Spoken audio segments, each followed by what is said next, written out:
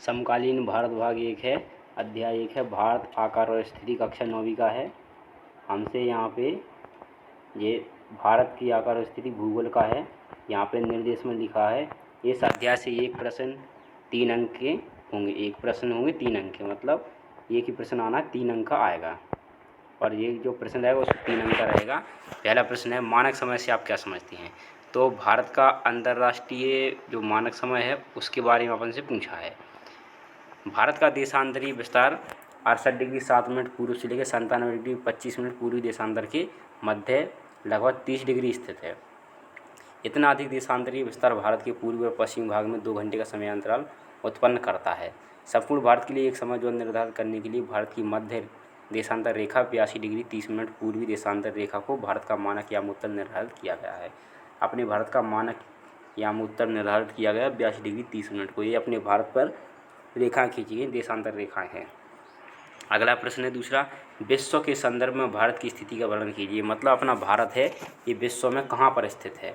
तो भारतीय भूखंड एशिया महाद्वीप के पूर्व और पश्चिम के मध्य में स्थित है। अपना जो भारत है ये पूर्वी भारतीय भूखंड पश्चिमी एशिया के एशिया महाद्वीप के पूर्व और पश्चिम के मध्य में स्थित है। भारतीय भूभाग एशिया महाद्वीप का दक्षिणी विस्तार है। अपना जो भारत का महाद्वीप है ये एशिया महाद्वीप का दक्षिणी विस्तार है। हिंद महासागर जो कि पश्चिम में यूरोपीय देशों को मिलाता है भारत को केंद्रीय स्थिति प्रदान करता है। भारत का क्षेत्रफल विश्व के क्षेत्रफल का 2.4% है। भारत विश्व का 7वां बड़ा देश है। प्रश्न 3 है भारत की स्थिति और विस्तार का वर्णन करना है। अभी ये संदर्भ में किया था, अब इसको थोड़ा बढ़ा के करना है। तो भारत की स्थिति है, भारत विषुवत रेखा के उत्तर में 8 डिग्री 4 मिनट अक्षांश से 37 डिग्री 6 मिनट उत्तरी अक्षांश तथा 68 डिग्री 7 मिनट पूर्व से 97 डिग्री 25 मिनट पूर्वी देशांतर के मध्य स्थित है। कर्क रेखा जो 23.5 डिग्री अक्षांश भारत के मध्य से होकर गुजरती है और 82.5 डिग्री पूर्वी देशांतर रेखा भारत के मध्य से गुजरकर भारत को 2 भागों में बांटती है। भारत का उत्तर दक्षिण विस्तार 3214 किलोमीटर एवं पूरब से लेकर पश्चिम तक की लंबाई है 2933 किलोमीटर है। इसकी स्थलीय सीमा 1500 किलोमीटर एवं कुल समुद्री सीमा 7516.6 किलोमीटर है। इसका क्षेत्रफल 32,87,263 वर्ग किलोमीटर है और यह विश्व का 7वां बड़ा देश है, जो पहले भी इसमें भी कह दिया था और यहाँ पर भी कह दिया है।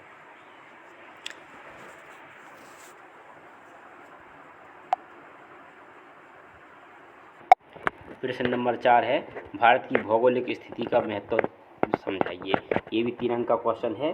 भारत विषुवत रेखा के उत्तर में उत्तरी गोलार्ध में स्थित है और भारत एशिया महाद्वीप के दक्षिण में स्थित है। केंद्रीय स्थिति के महत्व निम्न है। सबसे पहला है अंतर्राष्ट्रीय जलमार्गों का केंद्र है। भारत है ये अपने अंतर्राष्ट्रीय जलमार्गों का एक केंद्र है।